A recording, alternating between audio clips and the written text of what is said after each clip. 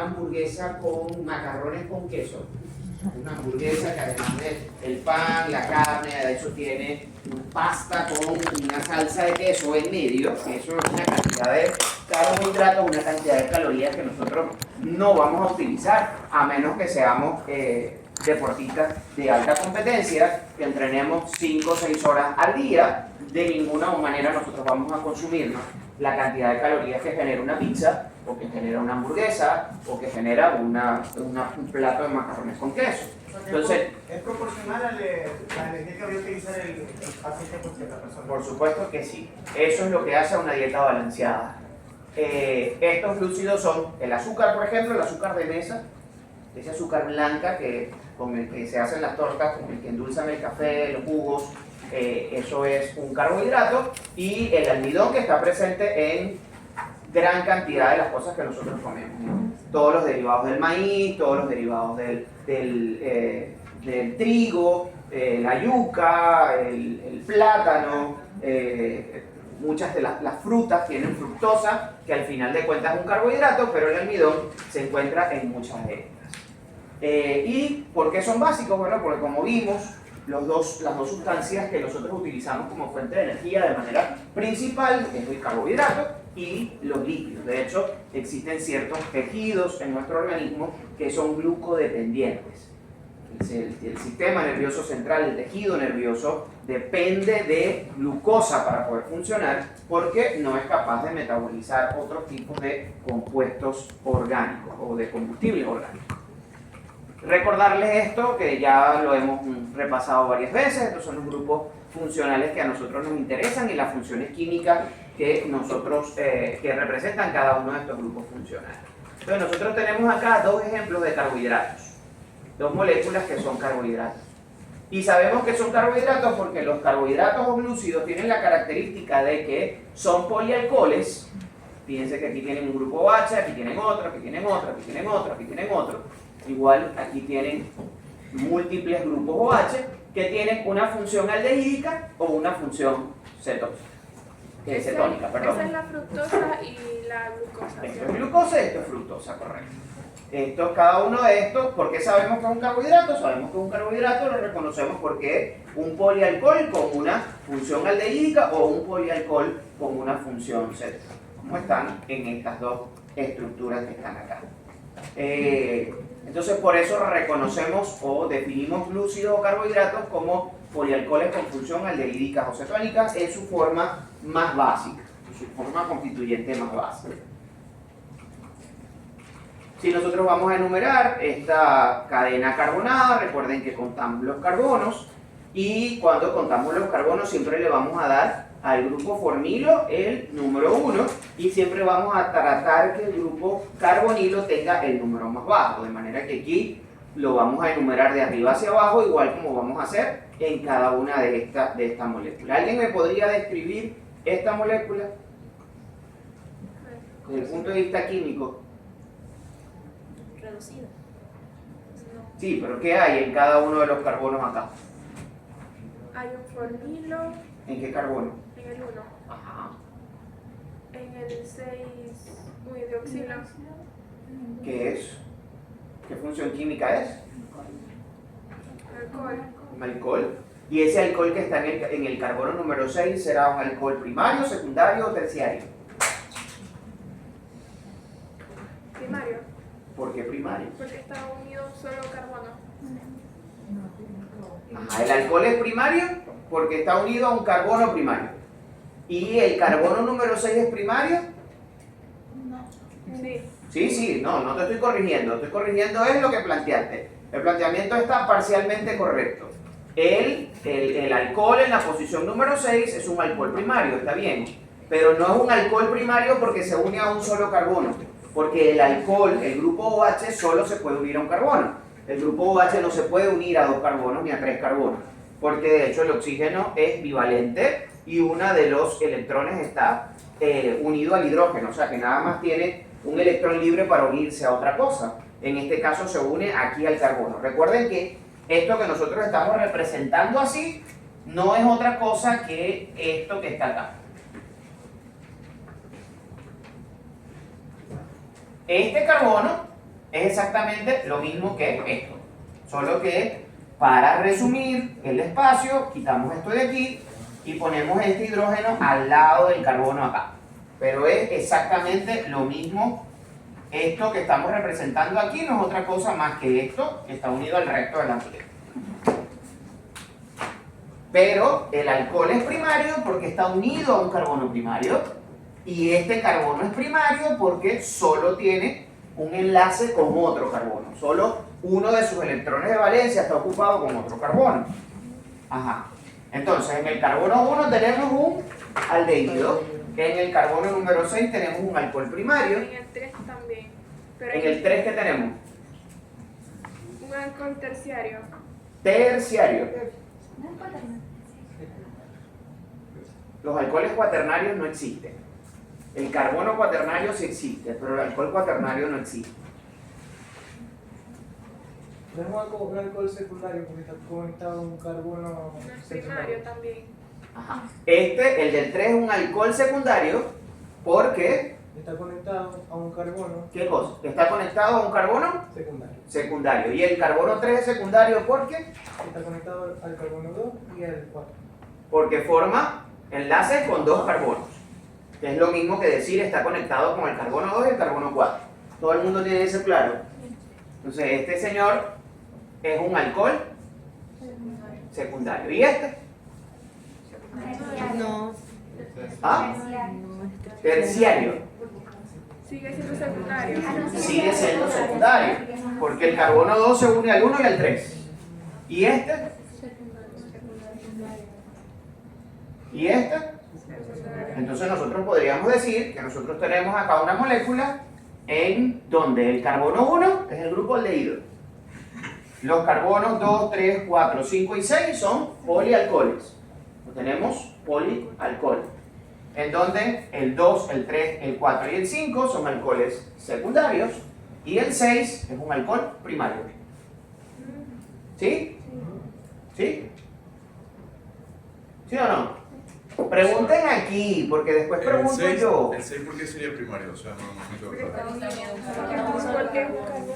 Definimos entonces un alcohol primario como aquel OH que está unido a un carbono primario. Y un carbono es primario cuando solo forma un enlace con otro carbono. Entonces aquí el carbono 6 solo se une al carbono 5. Como solo forma un enlace con otro carbono es primario.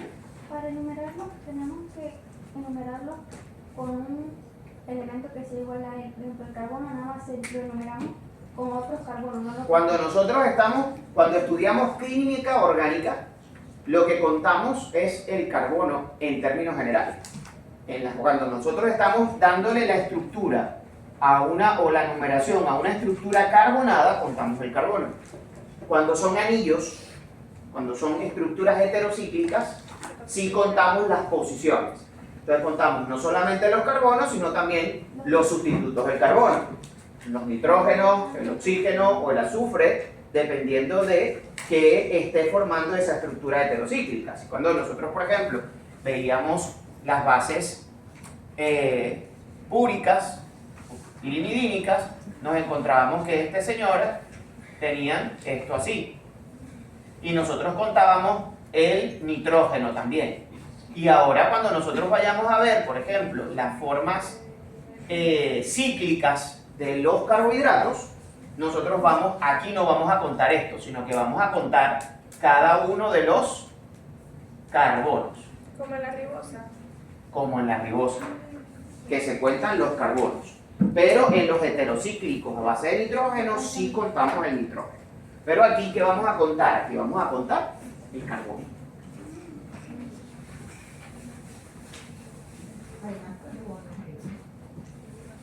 Ajá. ¿Y quién me describe la molécula de la derecha?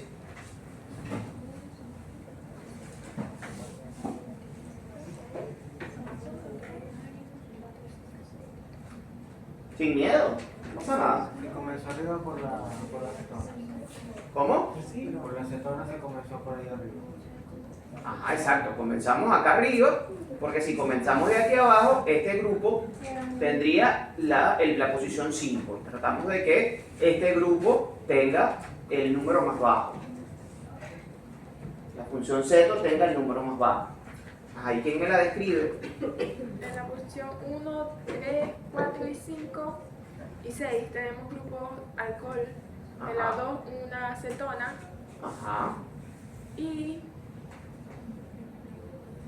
Pero la diferencia es que el 1 y el 6 son primarios. Correcto. Y el 3, 4 y 5 son secundarios. Muy bien, ¿todo el mundo de acuerdo? ¿Y por qué nadie habla?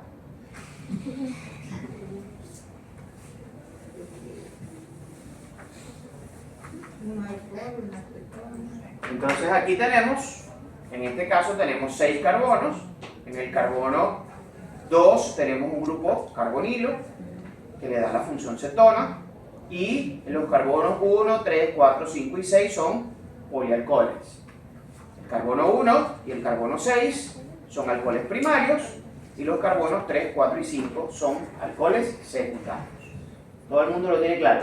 Profe, tengo una pregunta. ¿Por qué la cetona siempre tiene que tener el número más bajo?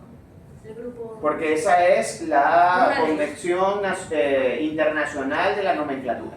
Cuando se hace la nomenclatura, el principio es que los grupos funcionales tengan el número más bajo posible dentro de la cadena, que la cadena sea lo más larga posible y que los grupos funcionales tengan el número más bajo posible. Que la suma, cuando hay varios grupos funcionales, la suma de las posiciones de los diferentes De menos grupos funcionales dé el número más bajo posible.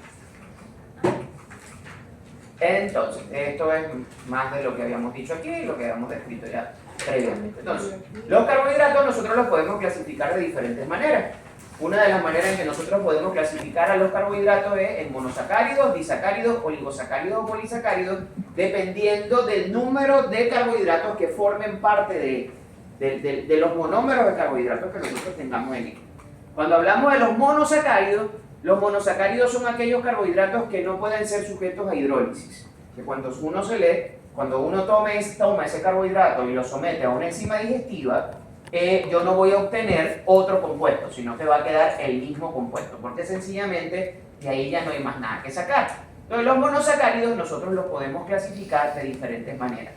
Dependiendo del número de carbonos que los componen, los podemos clasificar en triosas, si en su composición o en su estructura está formado por 3 carbonos, en tetrosas si tienen 4, pentosas si tienen 5, hexosas si tienen 6 y heptosas si tienen 7. Lo que tengo en paréntesis son los ejemplos, ¿cierto? Son ejemplos de triosas, o las dos únicas triosas que existen son el gliceraldehído y la hidroxoacetona fosfato, que nos interesan a nosotros.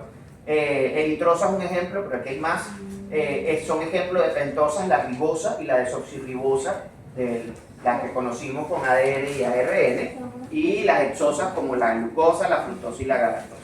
Y la pseudoctulosa, que tiene 7 carbonos.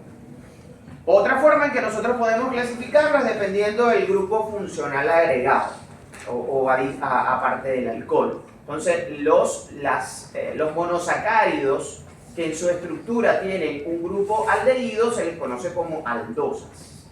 Y los monosacáridos que en su grupo tienen un grupo carbonilo se les conoce como cetosas. Entonces esos polialcoholes con función aldehídica nosotros los llamamos aldosas, y esos polialcoholes con función cetónica nosotros los llamamos cetosas. Y así podemos hacer una combinación entre el número, el grupo funcional que está presente y el número de carbonos que tienen. Y podemos, por ejemplo, tener aldotriosas como el gliceraldehído o cetotriosas como la hidroxiacetona, que es un monosacárido que tiene un grupo cetónico, pero que está constituido por 3 carbonos. ¿Okay? El ejemplo de una aldotetrosa es la eritrosa, y un ejemplo de una cetotetrosa o es la eritrulosa. Un ejemplo de una pentoaldosa es la ribosa, y un ejemplo de una pentocetosa es la ribulosa. Y de 8 no hay. No. Y un ejemplo de una aldohexosa es la glucosa, o un ejemplo de una cetohexosa es la fructosa. Fíjense acá, Y esa es la razón por la que a los glúcidos se les conoce como carbohidratos. La fórmula general de ellos es esta.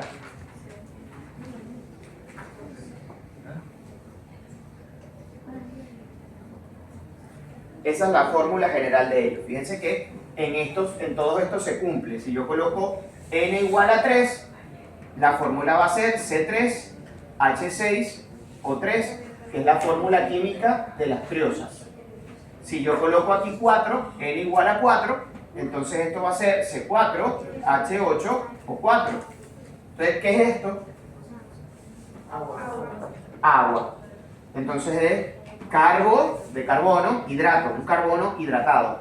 Por eso se les llamaba inicialmente carbohidratos, porque era como un carbono hidratado. Sin embargo, nos vamos a conseguir con glúcidos que no cumplen con esta característica, que no contienen esa misma fórmula química. Por eso deberemos llamarlos glúcidos y no carbohidratos. ¿Vamos bien hasta aquí? Ok. Entonces, monosacáridos, aquellos que no pueden ser sometidos a digestión por una enzima digestiva. No pueden ser sometidos a hidrólisis. No hay aldostosas. Tosas. No hay aldostosas. No que nos interesen a nosotros.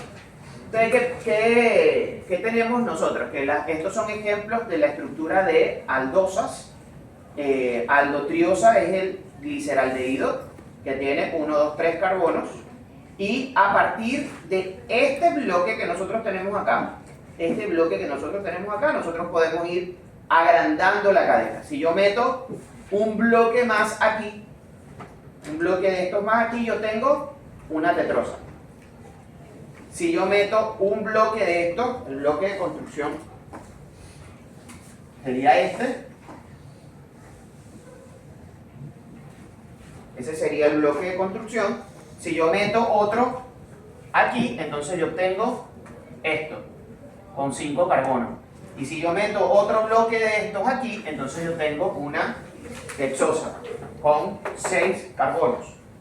El bloque de construcción, a partir del grupo aldehído y el alcohol primario, es la introducción de estos alcoholes secundarios, y así vamos alargando la cadena, metiendo alcoholes secundarios. Y algo parecido ocurre en las cetosas, pero en este caso metemos el alcohol secundario, lo vamos a meter aquí. El esqueleto del alcohol secundario lo vamos a meter aquí, luego lo metemos aquí y luego lo metemos acá. Y entonces vamos alargando la cadena. Ok, fíjense entonces una cosita en estas moléculas que están acá. ¿Cuál es la fórmula química de esto?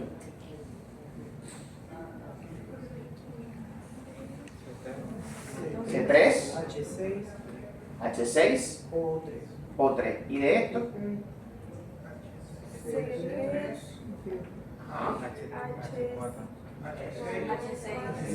H6 y O3. O sea que esto son isómeros. Que esto es C3, H6, O3, al igual que estos de abajo, que igual es C3, H6, O3. Son isómeros. Son dos sustancias que tienen la misma fórmula química, pero tienen una fórmula molecular diferente. ¿Ok? Entonces, la isomería, que es la rama de la química que estudia los isómeros, la podemos dividir en dos grandes grupos: la isomería estructural, que deriva de la conformación de los anillos, y la isomería espacial, en donde los isómeros tienen la misma estructura, pero los grupos funcionales están distribuidos de manera diferente en el espacio. Recuerden que todas estas moléculas que nosotros estamos viendo acá son tridimensionales. Están ubicadas en el espacio, porque el átomo, aunque es chiquitico, aunque ni siquiera podemos verlo con un microscopio electrónico, el átomo es tridimensional, se mueve en el espacio, no es bidimensional. Entonces, ejemplos de isomería estructural, creo que ya lo habíamos dicho o lo habíamos visto. los isómeros pueden ser un isómero estructural de cadena, en donde tenemos igual la misma fórmula química, pero la distribución de la cadena es diferente. Aquí nosotros tenemos 4 carbonos y tenemos 1, 2, 3, 4, 5, 6, 7, 8, 9, 10 hidrógenos. Y aquí tenemos 1, 2, 3, 4 carbonos y 1, 2, 3, 4, 5, 6, 7, 8, 9, 10 hidrógenos. O sea que estas dos moléculas son isómeros porque tienen la misma fórmula química. Pero esto que está acá tiene un grupo metilo aquí. Entonces esto es una estructura ramificada en lugar de, a diferencia de esto que es una estructura lineal. Entonces estos dos son isómeros de cadena. Porque la cadena carbonada es diferente. Esta es una cadena carbonada lineal, mientras que esto es una cadena carbonada ramificada. Los isómeros estructurales pueden ser de posición, en donde es la misma cadena con el mismo grupo funcional, pero el grupo funcional está ubicado en un carbono diferente. Aquí estos dos son isómeros, pero este tiene el grupo OH en el carbono 1 y este compuesto tiene el OH en el carbono 2. Y ustedes dirán, ¿eso es importante? Sí, estas dos moléculas son completamente diferentes. Una la podemos usar, la podemos consumir, la otra es tóxica para el organismo, sencillamente por la diferencia que tiene en la posición del hidroxilo. Y la otra isomería estructural es la isomería de grupo, en donde dos compuestos tienen la misma estructura química, pero los grupos funcionales, fórmula química, perdón, pero los grupos funcionales son diferentes. Fíjense que aquí, en esta cadena, tenemos 4 carbonos y en esta cadena también tenemos 4 carbonos. Y si contamos, tenemos 1, 2, 3, 4, 5, 6, 7 y 8 hidrógenos. Y 1, 2, 3, 4, 5, 6, 7, 8 hidrógenos y un oxígeno. Pregunto yo, ¿esto es un carbohidrato? No. ¿Por qué no? Porque tiene la acetona en el grupo 1. ¿Ah? Porque tiene la acetona en el grupo 1, en el carbono 1. ¿Y esto es un grupo ceto? Es un grupo aldehído. No es un grupo ceto, es un grupo aldehído. Pero esto es un carbohidrato. ¿Por qué no? ¿Por qué? Porque no hay alcohol en ningún lado. No tiene ningún grupo hidroxilo. No tiene función alcohol. Y nosotros dijimos que los carbohidratos son polialcoholes con función aldehídica o polialcoholes con función cetónica. Entonces, esto que está acá no es un carbohidrato, pero esto sí es un carbohidrato. ¿Cierto? Tampoco. ¿Por qué no? Tiene alcohol. Porque igualito este señor no es un polialcohol, esto es una acetona. Esto es una acetona porque tiene este grupo aquí, pero no es un polialcohol, así que no define carbohidratos. Pero estos dos señores son isómeros. Tienen la misma fórmula química, solo que tienen grupo funcional diferente. Este es un aldehído, mientras que esto es una cetona. Entonces, estos dos compuestos son isómeros, pero son isómeros de grupo. ¿Cómo ocurre con estas moléculas que nosotros teníamos aquí al principio? Estas dos moléculas son isómeros de grupo. Tienen igual alcohol, tienen la misma cantidad de carbono, hidrógeno y oxígeno, los dos, pero este tiene un grupo aldehído y este tiene un grupo cetona. Estos dos son isómeros de grupo.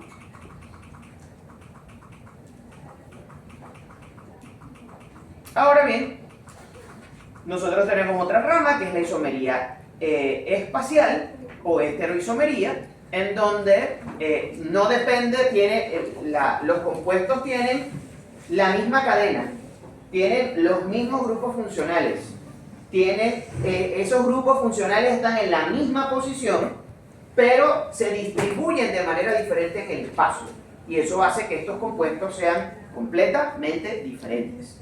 Entonces fíjense acá, por ejemplo, y esa isomería depende de la presencia de carbonos asimétricos. Recuerden que nosotros dijimos que un carbono era asimétrico cuando cuando cada uno de sus enlaces se une a un compuesto diferente. Que hablábamos o reconocíamos a carbonos simétricos acá, cuando el carbono se une a dos hidrógenos o cuando el carbono forma un doble enlace con oxígeno. Ese carbono era simétrico. Los carbonos que no forman, esto es una herejía química, pero es para que ustedes lo recuerden. Todos los carbonos que no forman doble enlace con oxígeno y todos los carbonos que no forman, que no están unidos al menos a dos hidrógenos, son asimétricos. Y esos carbonos asimétricos son los que nos interesan identificar, porque esos carbonos asimétricos son los determinantes de la isomería espacial en estos compuestos y en otros. Entonces, dentro de estos nosotros tenemos a los isómeros que se conocen como enantiómeros.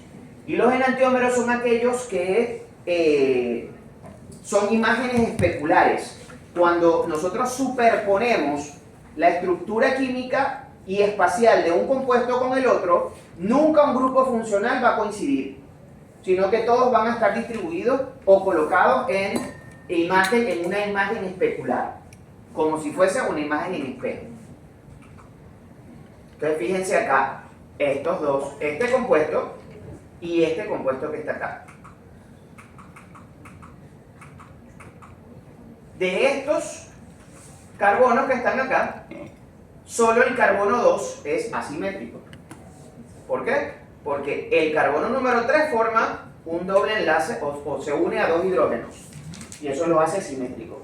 Y el carbono número 1 forma un doble enlace con el oxígeno, porque recuerden que esto que nosotros estamos viendo acá es esto. Esto es esto. Que es el grupo aldehído. Entonces, este grupo aldehído, que es esto que nosotros tenemos acá, ese grupo aldehído, ese carbono que forma el grupo aldehído tiene un doble enlace con el oxígeno, o sea que ese carbono es simétrico, no nos interesa. ¿Cuáles son los carbonos que nos interesan? Los carbonos asimétricos. O sea, una pregunta, esto que está aquí, el carbono hidrógeno oxígeno, es lo mismo que este, solamente que está representado de manera diferente en el espacio.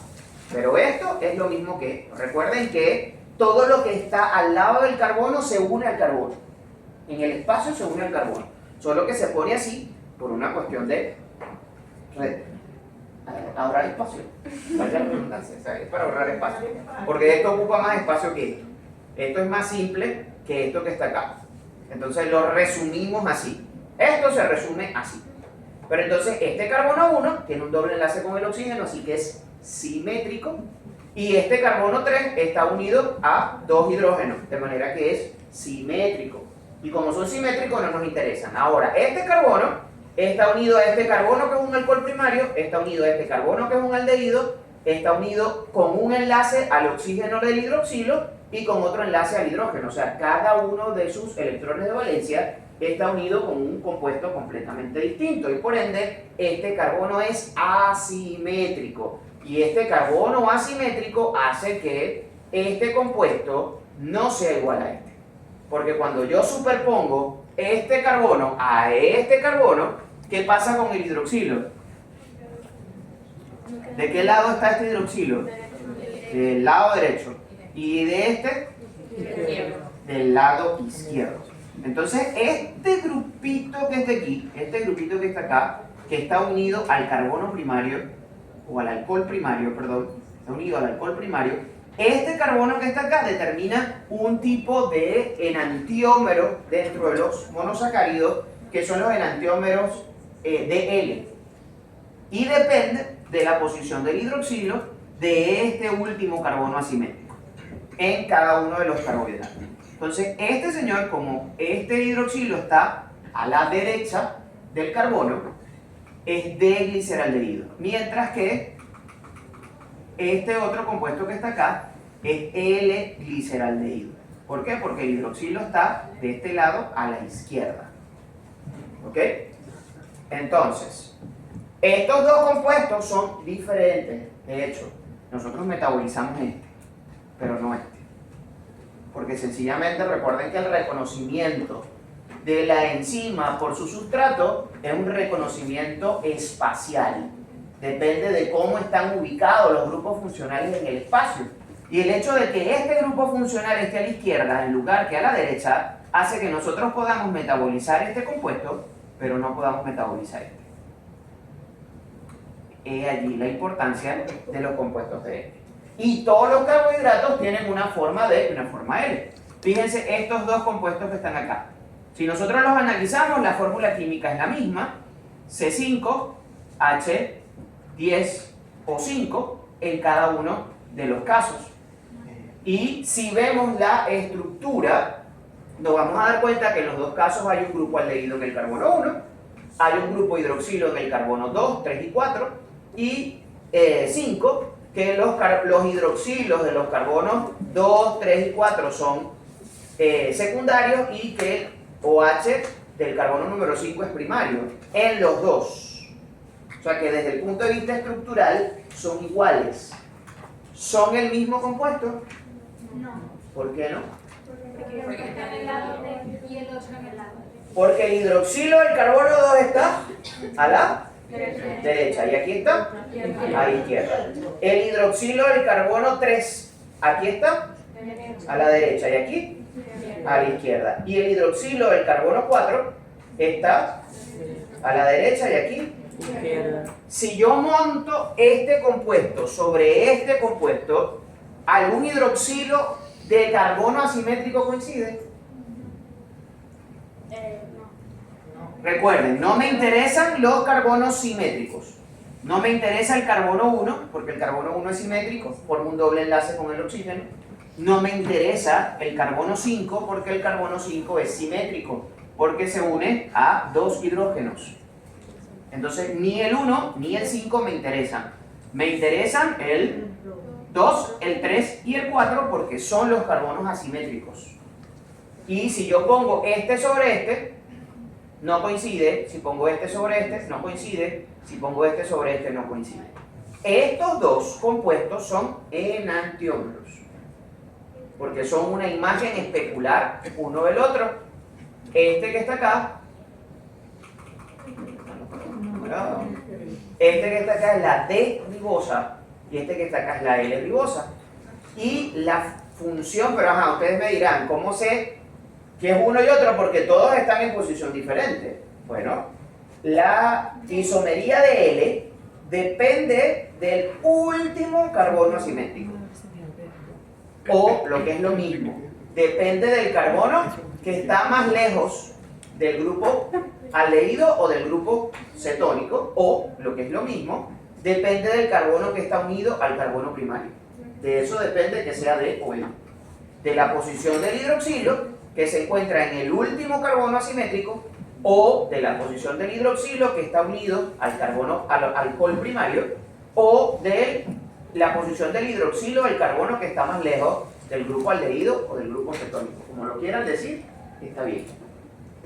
Se va a llegar al final. Sí. ¿Qué no está bien? ¿Qué no está bien? Que la pregunta sea, diga si este compuesto es de la serie D o de la serie L. Y ustedes me digan, porque el grupo hidroxilo está a la derecha. ¿Pero cuál? Porque es que este está a la derecha, y este está a la derecha, y este está a la derecha.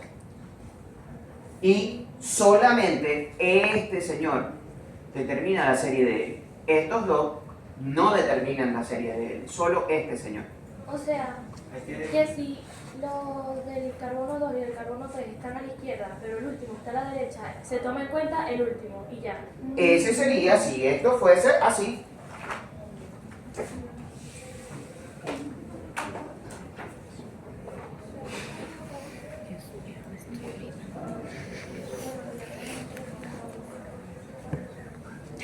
Entonces, esa sería una L-ribosa. Estos dos compuestos son isómeros D. Pero estos dos compuestos no son ribosa. Esto no es ribosa. Esto no es ribosa. ¿Por qué no es ribosa? Porque el hidroxilo aquí está a la derecha, de aquí está a la izquierda. El hidroxilo aquí está a la derecha, de aquí está a la izquierda. Pero este hidroxilo, que es el hidroxilo que está unido al último carbono asimétrico, que es el hidroxilo que está unido al alcohol, o que es vecino al alcohol primario, o es el hidroxilo que se encuentra más lejos del grupo aldehído. En este caso, este hidroxilo está a la derecha. Por ende, esto es un compuesto D. Pero eso no es de ribosa. Eso no es de ribosa. Este forma parte del ADN, este no. Este no. Pero ya les vamos a decir qué es y cómo se llaman la relación isomérica que existe entre estos dos. ¿Cómo se identifica si es de ribosa o no es de ribosa? Por la posición, la ribosa es este compuesto que está acá, en donde el hidroxilo está, todos los hidroxilos están a la derecha. O sea, Eso es ribosa. No hablo específicamente de la ribosa. ¿Cómo se determina en cualquier otro compuesto si es D o L? Te lo acabo de decir. Por la posición del hidroxilo que está unido al último carbono asimétrico o la posición del hidroxilo que está junto al alcohol primario o la posición del hidroxilo que está más lejos del grupo aldehído. Y si, por ejemplo, el del Esto 3, es el carbono 3, el hidroxilo está a la izquierda y el hidrógeno está a la derecha, ¿qué sería? sería un D4. Porque nada más es el carbono. Este carbono, esto es de y este otro compuesto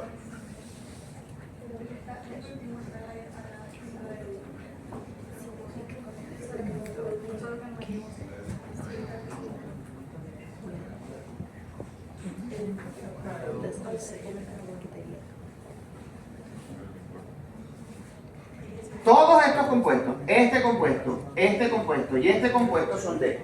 ¿Por qué son D? Porque el hidroxilo que está unido al último carbono asimétrico. Porque si me dicen carbono asimétrico también está malo.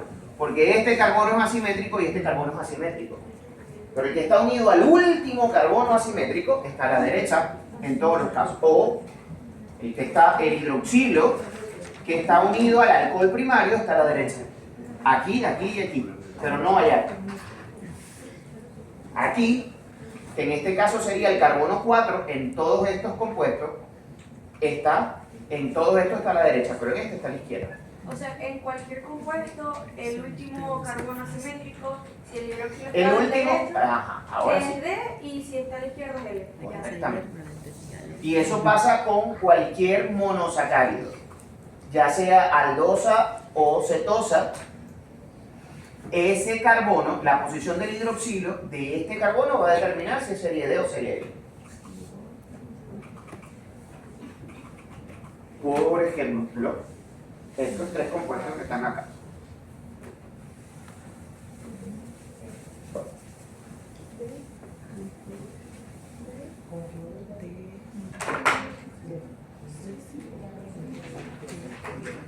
Fórmula química. Fórmula química de esto.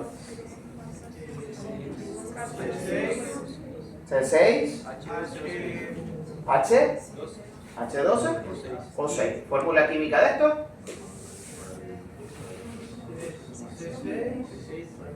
¿Ah? C6, H12 o 6. Fórmula química de esto. C6, H12 o 6.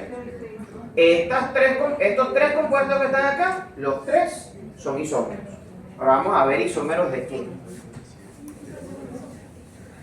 Vamos a empezar con el C y el B. Vamos a comenzar comparando el C y el B.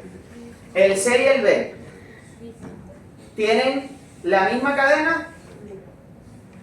¿Son lineales las tres cadenas? ¿Las dos cadenas? Son lineales las tres cadenas. ¿Tienen los mismos grupos funcionales? No. Este señor que está acá tiene un aldehído y esto tiene un carbono. O sea que estos dos son isómeros estructurales de grupo funcional. Entre el B y el C, los dos guardan una relación isomérica en donde estos dos son isómeros estructurales de grupo funcional. ¿Por qué? Porque este es un grupo funcional y aquí hay otro grupo funcional diferente. ¿Ok? ¿Sí ven la diferencia? ¿Sí? ¿Sí me siguen? Pero es que la isomería no es cuando es parecido. La isomería son dos compuestos que tienen la misma fórmula química y tienen 6 carbonos cada uno, tienen 12 hidrógenos cada uno y tienen 6 oxígenos cada uno, o sea que tienen la misma fórmula química, pero ¿son iguales? Esto es lo mismo que esto. Sí, pero lo que pasa es que digo isomería de grupos, pero no tienen los mismos grupos. Uno tiene el de ida y el otro tiene el de. Exactamente, porque si tuviesen el mismo grupo serían la misma cosa. Sería, si esto fuese una copia de esto, entonces no serían isómeros, no serían 2 moles de la misma molécula. Pero no son 2 moles de la misma molécula porque cuando yo comparo los grupos funcionales de la molécula B con los grupos funcionales de la molécula C, no son iguales. ¿Esto qué es? ¿Son carbohidratos? Son polialcoholes con una función aldehídica en este caso, y esto es un polialcohol. Aquí hay un alcohol, aquí hay un alcohol, aquí hay otro, aquí hay otro, aquí hay otro, con una función cetosa. ¿Sí? Entonces los dos son carbohidratos, los dos son glúcidos. ¿Son monosacáridos? Sí, los dos son monosacáridos. Ahora, los dos son hexosas. ¿Por qué? Porque tienen 6 carbonos. Pero esto es una aldosa y esto es una cetosa. Esto es una aldohexosa y esto es una cetohexosa. ¿Por qué? Porque depende del grupo funcional. Y estos dos compuestos son distintos. Son distintos desde muchos puntos de vista. Porque esto que está acá es glucosa y esto que está acá es fructosa. Ahora bien, ¿quién me dice si esto es D o L? Este compuesto que está acá, ¿es D o L? ¿Por qué es L? No, así rezado no me sirve. En grupo son valientes, pero valiente es el que sale para adelante por sí solo. Ese es valiente. No. El último carbono. El ¿Ah? último carbono es Asimétrico. Ajá. Está unido a un grupo hidroxilo que está del lado izquierdo. ¿Del lado? Izquierdo. Izquierdo. O sea que este compuesto que está acá es un compuesto L. ¿Y esto que está acá es un compuesto? ¿Por qué?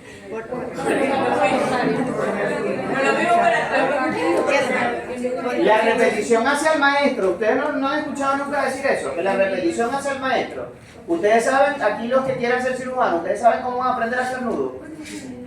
Haciendo nudo, buscándose una cuerdita y dándole al nudo y dándole al nudo hasta que el nudo le sale a ciegas, hasta que ustedes puedan hacer el nudo sin mirar. La repetición hacia el maestro, porque esto es un compuesto de... Porque en el último carbono simétrico tiene el grupo H a la derecha. Porque en este caso el carbono número 5, que es el último carbono asimétrico, porque este es simétrico y este es simétrico. Solo el 3, el 4 y el 5 son asimétricos, o sea que solo el 3, el 4 y el 5 dan isomería óptica. ¿Ok? Solamente estos 3. ¿Por qué? Porque este carbono que está acá se une a 2 hidrógenos, simétrico. Este carbono tiene un doble enlace con oxígeno, simétrico. Este carbono se une a 2 hidrógenos, simétricos. Solo 3, 4 y 5 son asimétricos. Y este último asimétrico, que es el que está unido al alcohol primario, que es el que está más lejos del carbonilo, entonces está colocado a la derecha, así que esto es un compuesto D. Ahora bien, ¿quién me dice cuál es la relación isomérica entre el compuesto A y el compuesto B? Ya llegamos a la conclusión de que son isómeros, porque tienen la misma fórmula química. ¿Cuál es la relación isomérica entre A y B?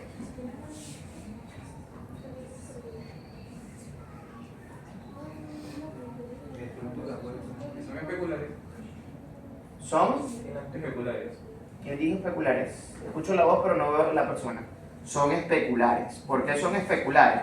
Porque los carbonos asimétricos, recuerden, en isomería óptica lo primero que tengo que identificar son cuáles carbonos son asimétricos. Entonces el carbono 1 es simétrico porque hace doble enlace con el oxígeno.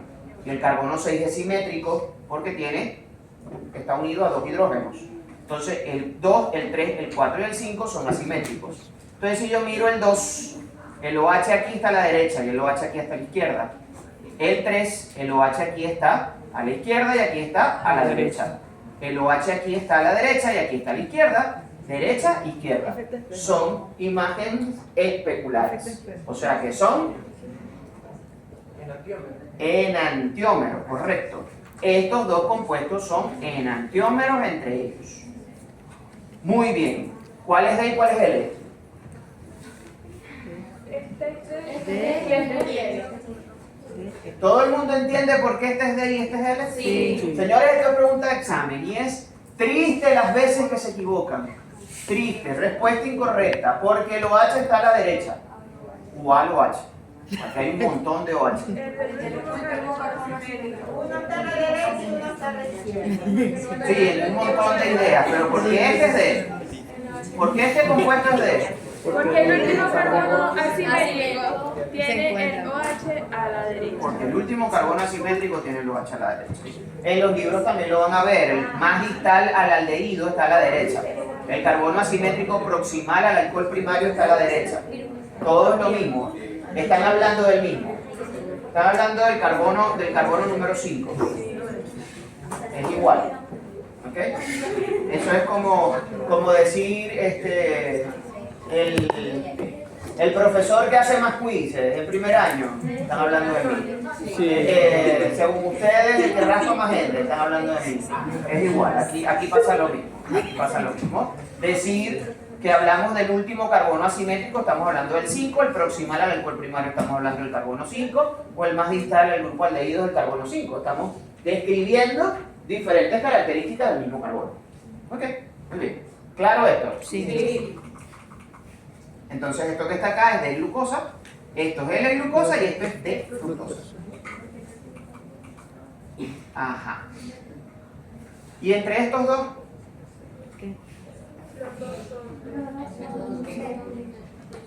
Los dos son D. ¿Estos dos son enantiómeros? No. ¿Por qué no son enantiómeros? No son especulares. ¿Ah? No son especulares. ¿Y por qué no son especulares? Por ejemplo, Dale, termina la idea. no, porque en el carbono 4, H está a la derecha en B y está a la izquierda en A. Ajá, pero eso lo hace especular. Si están en posiciones diferentes, lo hace especular. Sí, lee. Corrijo. El carbono en B, el carbono 3 y el carbono 4 son iguales, mientras que en A el carbono 3 y el carbono 4 son diferentes. Ya por lo menos ahí deja de ser especular. Recuerda que no comparo la molécula dentro, sino entre moléculas. En el carbono 2, el OH está, A la derecha. y en el B, A la derecha. o sea que coinciden. Eso es una imagen especular. Especular. En el carbono 3, el OH está Izquierda a la izquierda y aquí también. a la izquierda, o sea que sigue siendo una imagen especular. El carbono 4 Derecha. y aquí, Izquierda. ya allí no es una imagen especular. A pesar de que el OH del carbono número 5, que es el que determina la serie de L, o sea que ambos compuestos son D, estos dos compuestos no son imagen especular uno del otro. ¿Por qué? Porque en el caso del carbono número 2, 3 y 5, los OH coinciden. O sea, si yo pongo esto sobre esto, en el carbono 2 yo tengo OH en la misma posición, en el carbono 3 yo tengo OH en la misma posición y en el carbono 5 yo tengo OH en la misma posición. O sea que ya no son imágenes especulares, porque imágenes especulares son como las manos. Nosotros nunca podemos, una sobre la otra, nunca nuestros dedos van a coincidir. Así es la imagen que pasa acá, en esto que nosotros tenemos acá. Entonces, estos que está acá no son enantiómeros. No son enantiómeros. Esto que está acá es de glucosa y esto que está acá es de galactosa. Los isómeros ópticos que derivan de los otros carbonos asimétricos, diferentes al que determina la serie de L, van a determinar los efímeros. En los enantiómeros que son imágenes especulares, uno es de L, pero el último carbono asimétrico es lo que determina de L, entonces no sería totalmente especular. En este caso no. Y en los anteriores. Pero tampoco es la misma molécula. Pero tampoco es la misma molécula. Para que yo pueda tener el enantiómero de de galactosa, es este. Recuerden que este no me interesa. Porque estoy aquí. Ahí yo perdí.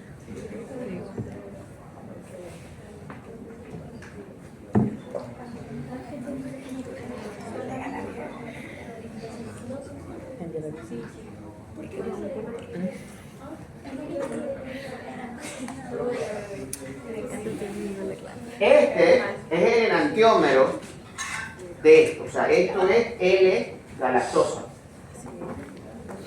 ¿Por qué? Porque aquí ninguno de los OH de los carbonos asimétricos coincide. Derecha, izquierda, izquierda, derecha, izquierda, derecha, derecha, izquierda. Estos dos son enantiómeros. ¿Por qué? Porque ninguno coincide. Pero si yo pongo este sobre este, los carbonos 2, 3 y 5 coinciden. Entonces ya no es una imagen especular. Estos dos son epímeros. Cuando en la posición de los H difiere en los carbonos diferentes al carbono que determina la serie de L, eso constituye los epímeros. Y así, por ejemplo, nosotros tenemos 6 diferentes epímeros. Todos estos que están acá son epímeros de la glucosa. O sea, que la glucosa tiene 7 epímeros.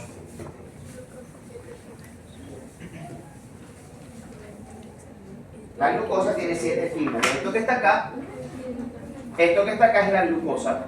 Pero fíjate por lo menos, la alosa tiene todos los hidroxilos del lado derecho. Todos los hidroxilos de posiciones asimétricas están del lado derecho. Este no me importa. Esto no me importa si me lo ponen aquí o si me lo ponen de este lado. No me importa. ¿Por qué? Porque eso es un carbono simétrico. Como un carbono simétrico no determina isomería. Solo me interesan estos que están acá. Fíjense que aquí todo está del lado derecho. Y en este de acá todos... bueno, aquí no pueden estar todos del lado izquierdo porque estos todos son D.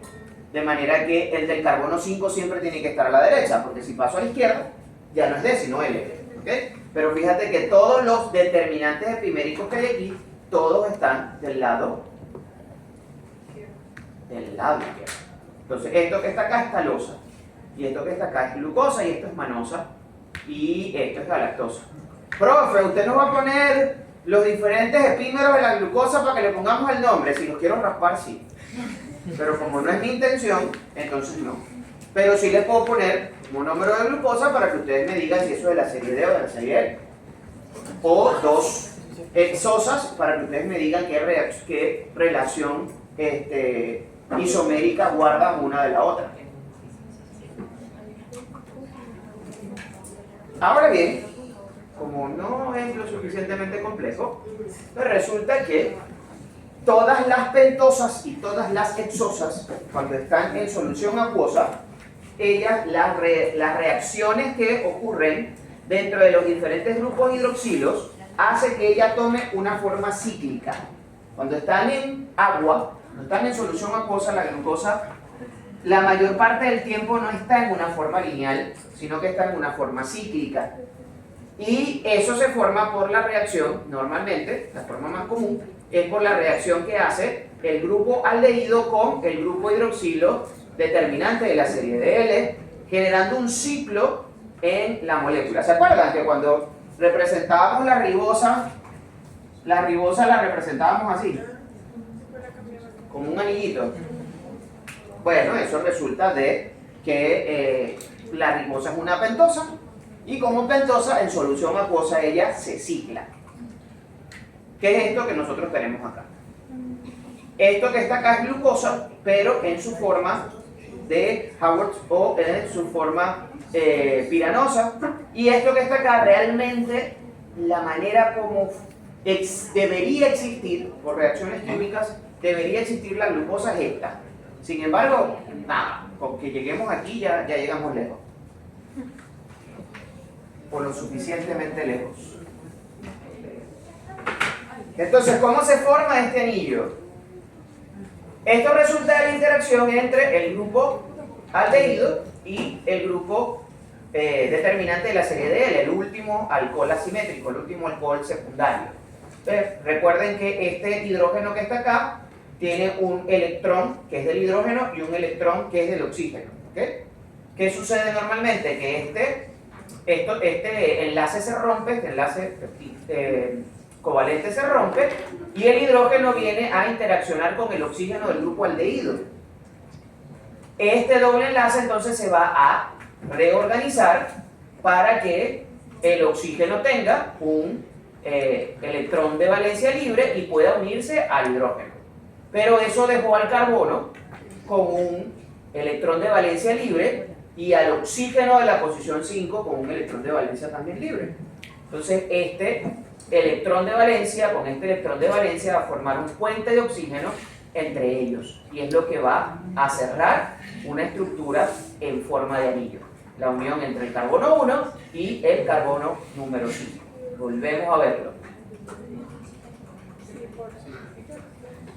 Esto que está acá es el hidroxilo, el carbono asimétrico, el último carbono asimétrico, el determinante de la serie D, y por eso sabemos que es de glucosa. Entonces este señor que está acá va a interaccionar con el grupo aldehído. Y el hidrógeno se viene para acá. Esto va a hacer que este doble enlace se rompa para que el hidrógeno pueda formar un enlace con el oxígeno y ahora el carbono queda con un enlace no pareado y el oxígeno con un electrón no pareado, perdón, y el oxígeno con un electrón no pareado, y eso forma el anillo para generar esta estructura. Ahora bien, este carbono, que originalmente era simétrico, ahora es asimétrico, porque este carbono, que antes formaba un doble enlace con el oxígeno, ya no lo forma, pero tiene un enlace aquí con el oxígeno acá, del hidroxilo, un enlace con el puente de oxígeno entre los carbonos, un enlace entre el hidrógeno con el hidrógeno y un enlace con el carbono, así que este carbono pasa a ser asimétrico nuevamente, o también pasa a ser otro carbono asimétrico, y se le llama carbono anomérico, y nos va a dar la serie alfa-beta, que va a depender de si este hidroxilo está hacia la derecha o a la izquierda, para saber si está orientado hacia abajo o hacia arriba. Esto que está acá, este enlace se conoce como un enlace hemiacetal porque se forma entre un alcohol y un aldehído. ¿Y qué pasa? Que cuando nosotros, esto que tenemos acá es la representación de esto que tenemos acá. Recuerden que el puente de oxígeno se forma entre el carbono 5 y el carbono 1. Así que este es el carbono 1 y este es el carbono 5. Y los hidroxilos de los carbonos asimétricos que están a la derecha quedan hacia abajo y los que están a la izquierda quedan hacia arriba. ¿Cómo lo podemos recordar? Bueno, recuerden que en este momento histórico, este va a ser un comentario político sin ánimos de hacer ninguna posición política, simplemente voy a hacer referencia a un hecho histórico. En este momento en Venezuela gobierna la izquierda. O sea que en este momento de nuestra historia, la izquierda está arriba y la derecha, que es la que no está gobernando, está abajo. Entonces recuerden eso. Cuando el hidroxilo está a la derecha, el hidroxilo en la molécula cíclica se representa hacia abajo, y cuando el hidroxilo está a la izquierda, perdón, a la derecha se representa hacia abajo, y cuando está a la izquierda se representa hacia arriba. La izquierda gobierna, manda. No es que esté a favor o en contra, no estoy haciendo ningún comentario político, simplemente estoy citando un hecho histórico para que podamos recordar esto. Eso no hace mención de mi inclinación política, que no tengo, por cierto. Entonces, esto que está acá, esto que está acá. Si tienen algo que aportar a la clase, apórtenlo para adelante, para todos. Esto que tenemos acá, entonces, este hidroxilo está a la derecha, va abajo, este hidroxilo está a la derecha, va abajo, este hidroxilo está a la izquierda, va arriba, este hidroxilo está a la derecha, va abajo. Esto es el puente de oxígeno, y luego entonces tenemos este CH2OH que va afuera. Recuerden que cuando se les pide enumerar los carbonos, van a enumerar los carbonos. Un error común, comenzar enumerando el oxígeno, es decir, 1, 2, 3, 4, 5, 6, y le falta un carbono, que es este carbono que está acá. Entonces no cuentan el oxígeno, cuentan los carbonos.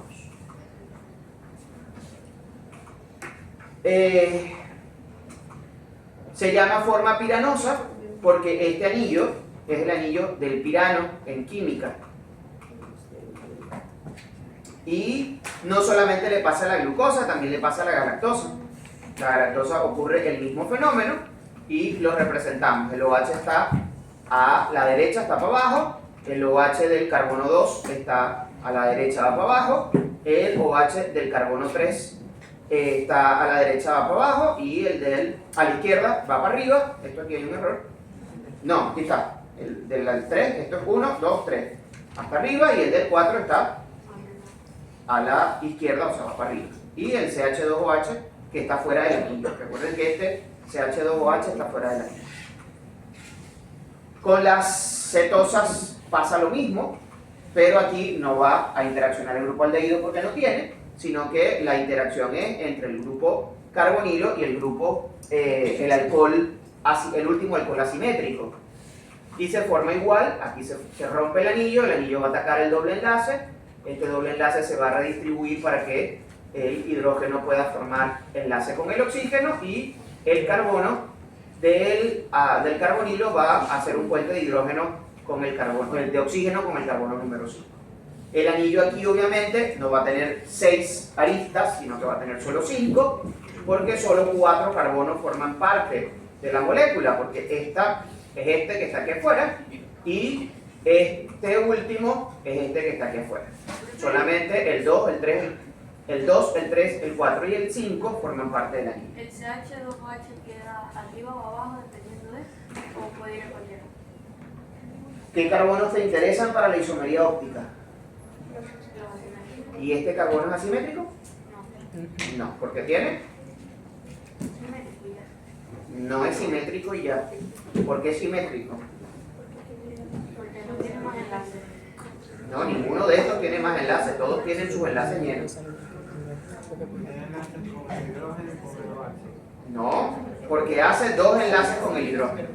Porque tiene un hidrógeno aquí abajo y un hidrógeno aquí a un lado. Recuerden que esto está representado. Este hidrógeno aquí, este hidrógeno acá. Este carbono, al igual que este carbono, es un carbono simétrico. No me interesa para la isomería óptica. Una duda que me llegó de repente, pero yo me imagino que químicamente debe haber una razón para que se forme ese, ¿cómo se llama eso? Fuente de oxígeno. Entonces, quedaba un... Recuerda que esta molécula que está acá está metida. Esto ocurre solo cuando la mezclas en agua, cuando está en disolución acuosa. ¿Qué pasa con estos hidroxilos? Que estos hidroxilos son atacados por el dipolo, gracias. El dipolo del agua. Estos hidroxilos son atacados por el dipolo del agua y hace que esto sea inestable y por ende se cierra. Díganle a su compañera que si se va me debe dejar el examen. Ah, no se va. Ok. Pensé que se iba. Si se va me tienen que dejar la hojita. Va ahorita. Ajá. Entonces eso es lo que hace que esto se desestabilice y se cierre el anillo. El anillo no puede formarse entre 2 hidroxilos. Se tiene que formar entre un carbonilo y un hidroxilo, o entre un aldehído y un hidroxilo. Lo que pasa es que yo decía, o sea, ese electrón que quedaba ahí, ¿no podía permutar o algo así para formar un doble enlace? No, porque es redistribución de los electrones dentro de la misma molécula. Algo así. No, porque te sobra. Si tú pones un doble enlace aquí, ¿cuántos enlaces tiene este carbono? Igual, si tú pones un doble enlace aquí, este carbono tendría 2, 3, 4 y 5. Recuerda que este señor, esto es esto.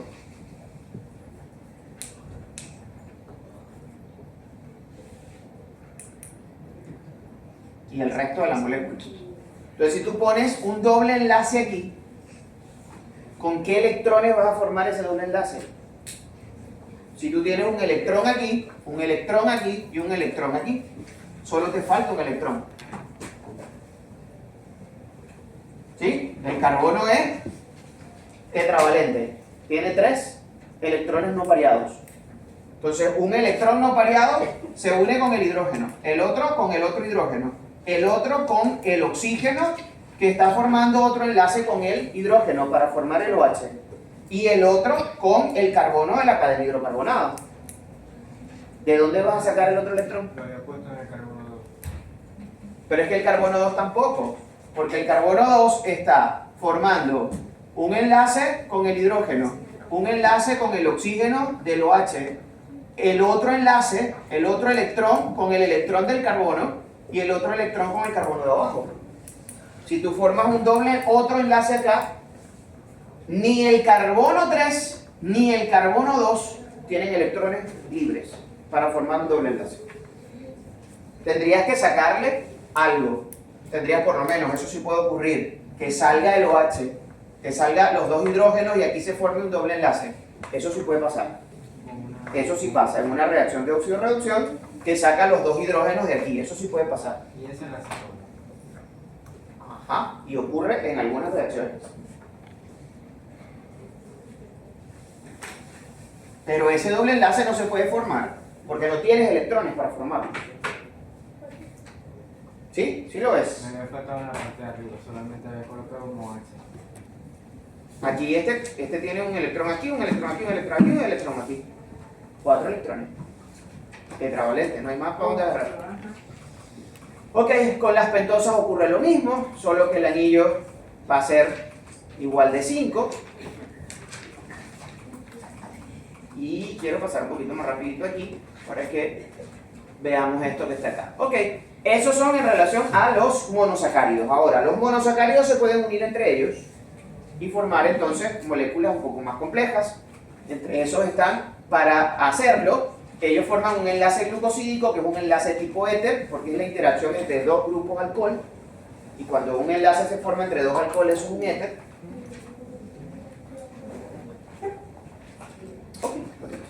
Y este va a ocurrir por la unión de dos moléculas por una pérdida de una molécula de agua. El enlace glucosídico se puede romper por la introducción de una molécula de agua mediante una hidrolasa. Normalmente ocurre entre la forma cíclica de los monosacáridos porque ocurren normalmente en agua, en solución acuosa, y pueden formar disacáridos, que es la unión de dos monosacáridos, o polisacáridos, que es la unión de múltiples monosacáridos. Son disacáridos, por ejemplo, la maltosa, la lactosa y la sacarosa, que son los disacáridos que a nosotros más nos interesan. En el caso de la maltosa, ese enlace glucosídico se forma entre el hidroxilo del carbono 1 de una molécula de glucosa con el hidroxilo del carbono 4 de otra molécula de glucosa. O sea que esto es un disacárido en donde hay dos moléculas de glucosa. ¿Cómo se forma el enlace? Nosotros tenemos aquí un hidroxilo y aquí tenemos otro hidroxilo dentro de la molécula. ¿Qué pasa? De acá sale un OH, sale el grupo OH, de acá sale un hidrógeno, este OH y este hidrógeno forman una molécula de agua y me va a quedar aquí el oxígeno con un electrón no pareado y el carbono con un electrón no pareado. Entonces se forma un enlace entre el oxígeno y el carbono, que en este caso sería un enlace alfa 1,4. ¿Por qué alfa? Porque es un enlace lineal. Se está produciendo entre dos hidroxilos que están orientados hacia abajo. Entonces esto que está acá es un enlace lineal, que es el enlace alfa 1,4. La lactosa es el principal disacárido de la leche y se forma entre una molécula de galactosa, de D-galactosa, y una molécula de glucosa. Igual, el enlace se forma en la posición 1,4 entre el hidroxilo de la posición 1 de la galactosa y el hidroxilo de la posición 4 de la glucosa. Igualmente, ahí sacamos un hidroxilo de acá, sacamos un hidrógeno de acá, formamos una molécula de agua, me va a quedar este oxígeno con un electrón no pareado y este carbono con un electrón no pareado, y se forma el enlace entre el carbono, que en este caso es un enlace beta. ¿Por qué? Porque los hidroxilos están en posición diferente. Este está hacia arriba y este está hacia abajo. Y entonces se forma un enlace beta 1,4 que lo rompe la lactasa, que es la enzima que se encarga de romper este enlace, pero lo veremos el martes. Y la sacarosa es el azúcar de mesa.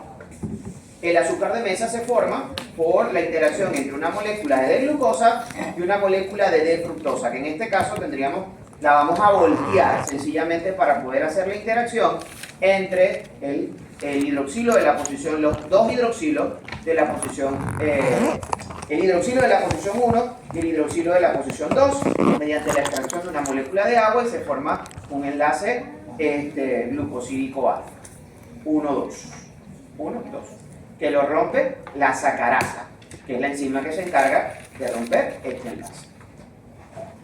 Ahora bien, cuando nosotros tenemos, eso es un disacárido, que es la unión de dos monosacáridos. Pero cuando nosotros unimos muchos monosacáridos, entonces nosotros tenemos un polisacárido. Los polisacáridos pueden ser homopolisacáridos, que son aquellos que están formados por un mismo monosacárido que se repite una y otra vez, y un heteropolisacárido, que es cuando los monosacáridos son diferentes. Entonces, ejemplos de homopolisacáridos del almidón. El almidón está formado por monómeros, por residuos de glucosa, que se unen en dos estructuras espaciales diferentes. Una cadena que la llamamos amilosa, que es una cadena no ramificada, que tiene la característica de ser helicoidal, como si estuviese enrollada alrededor de un tubo, y que representa entre el 15 y el 20% del almidón. Y la amilopeptina, que es una estructura ramificada que constituye el 80 al 85% de la molécula del almidón. La molécula de amilopeptina contiene entre 24 y 30 residuos de glucosa en forma lineal y unas ramificaciones en alfa 1,6, mientras que la estructura lineal es alfa 1,4. ¿Qué es esto que tenemos acá? Cuando unimos monómeros de glucosa en alfa 1,4 tenemos la estructura lineal, y la ramificación se forma en la posición 1,6.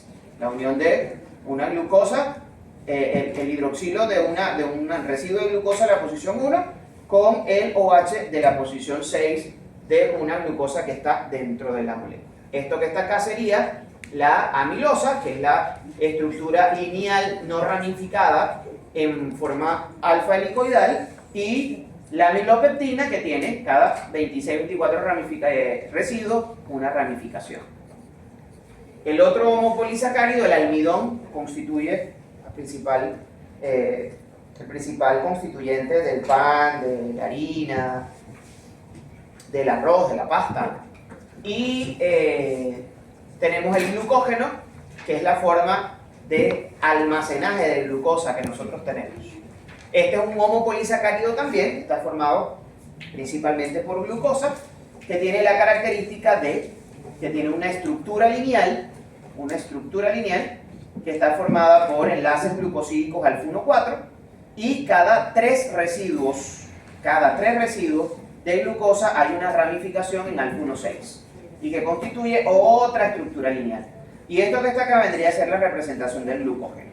Una primera rama que tiene cada tercer residuo una ramificación, y cada tercer residuo tiene otra ramificación.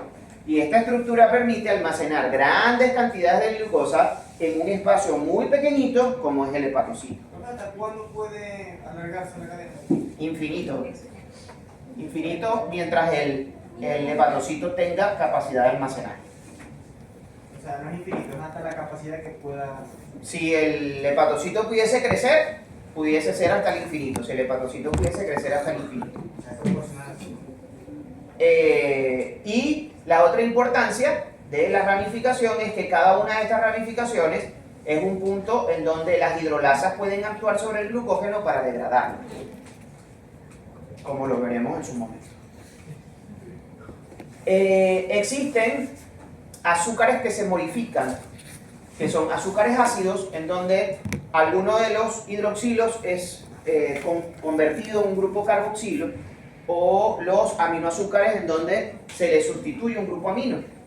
Entonces, los ácidos urónicos son aquellos en donde el grupo alcohol primario es oxidado a un carboxilo, donde este alcohol primario se transforma en un carboxilo. Esto es glucosa, y el azúcar ácido que sale de la glucosa urónico, azúcar ácido urónico que sale de la glucosa es el ácido beta de glucurónico.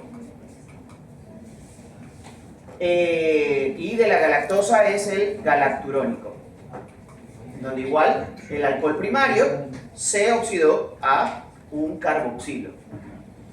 Existen los azúcares ácidos aldónicos, que son en donde el alcohol, el formilo, perdón, es oxidado a carboxilo, como tenemos acá. Y los aldánicos es cuando ocurre en los dos extremos. Tanto el alcohol primario como el aldehído se oxidan a carboxilo.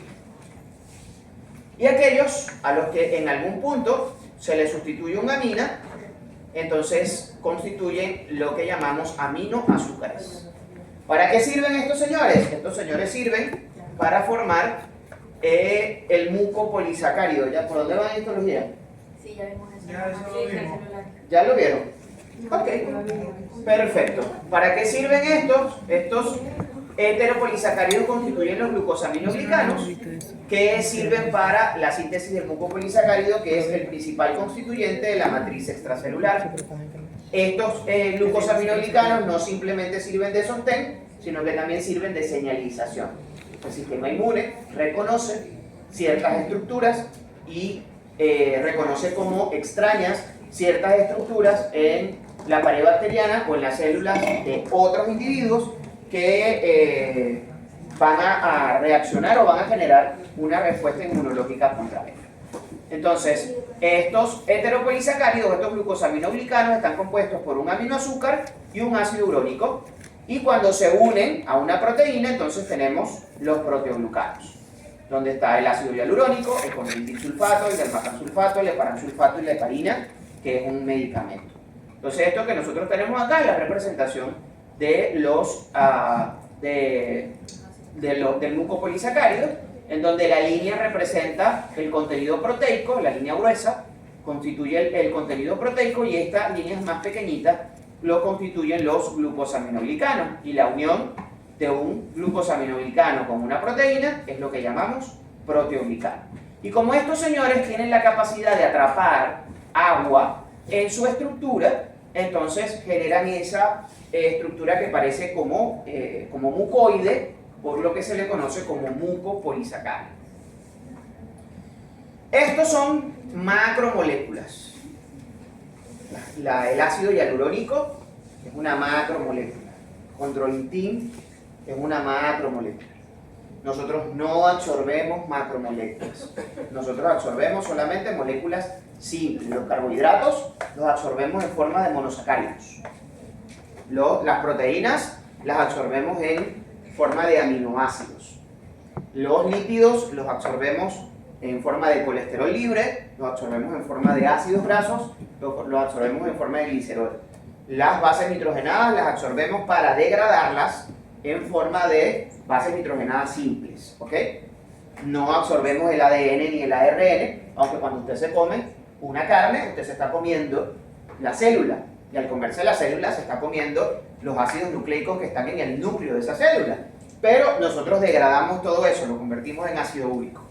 Ahora bien, cuando usted se toma una pastilla de ácido hialurónico, cuando su mamá, su tía, su hermana, su prima, se toman una pastillita de ácido hialurónico, esto llega al estómago y pasa al intestino, y en el intestino divide todo esto en aminoácidos y azúcares ácidos, de manera que esto no sirve. La única manera de que esto sirva es que se coloque directamente en la articulación o se coloque directamente en el rostro para que se le quiten las arrugas. De ahí para adelante tomarlo no sirve. Entonces nunca le pongan ácido hialurónico a sus pacientes, nunca le pongan condroitin a sus pacientes, porque eso no sirve, no se absorbe.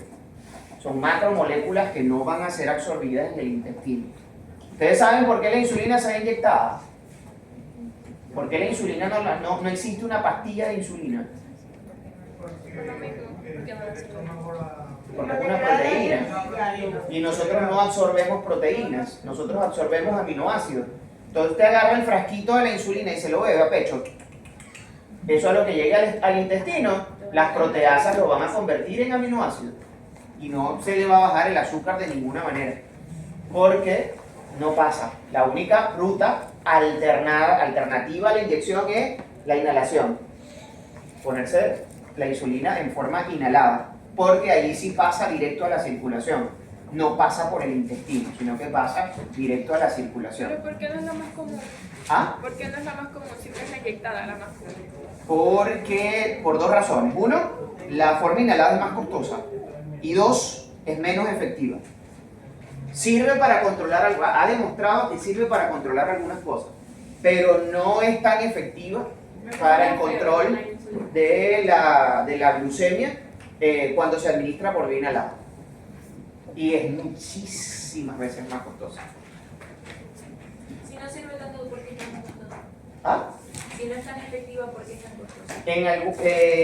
Por la forma en que tiene que prepararse, almacenarse y manejarse desde el punto de vista farmacológico para que se pueda absorber. Eso lo hace más costoso. Eventualmente salió como una alternativa. O sea, vamos a crear una ruta. De hecho, las formas pegyladas de la insulina para absorberse en el intestino existen, pero son irreales a la hora de su administración general para el tratamiento.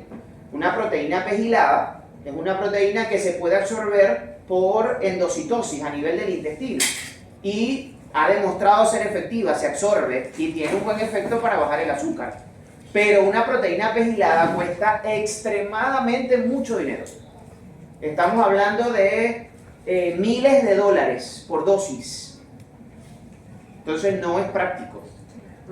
Alguien lo intenta, porque tenemos que intentarlo y en algún momento quizás por esa vía podemos llegar a desarrollar una pastillita de insulina.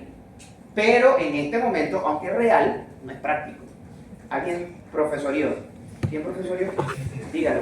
¿Por qué hay compuestos que son más caros que otros? ¿Se debe a la poca competitividad empresarial? No, mira, ahí hay un montón de cosas de la industria farmacológica detrás que la producción, miren, detrás de cada medicamento, por cada medicamento que llega a la farmacia, existen al menos 10.000 drogas que se quedaron en el camino. 10.000 drogas que salieron para lo mismo, con el mismo objetivo, para tratar lo mismo y no funcionaron. Demostraron que eran tóxicas, que no tenían el efecto, que no eran químicamente estables, o sea, hay un montón de razones por las cuales una droga no llega al mercado. Entonces, ¿ustedes qué creen? ¿Quién va a pagar eso? La empresa. No, eso lo pagamos nosotros, que nos comemos, que tenemos que comprar el medicamento al final. Nosotros tenemos que pagar el dinero que costó esas otras, Esas inversiones. sí, 9.999 moléculas que se quedaron en el camino. Eso lo pagamos los que compramos los medicamentos, olvídense, eso no lo va a pagar la industria farmacológica. La industria farmacológica no es la segunda industria más rica del mundo por regalar cosas. Es una realidad triste, pero es una realidad.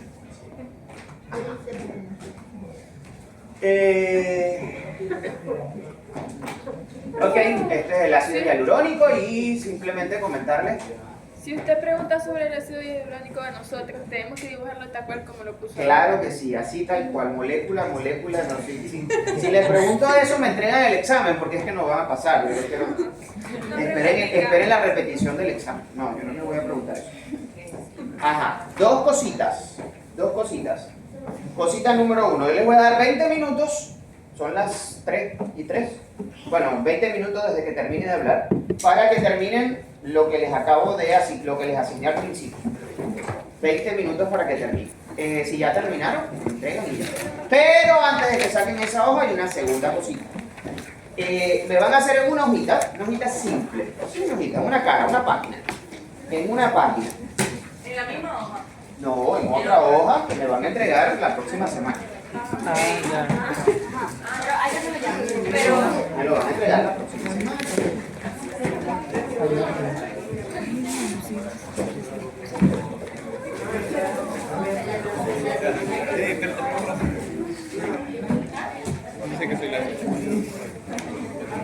Cuando haya eso. Para el martes.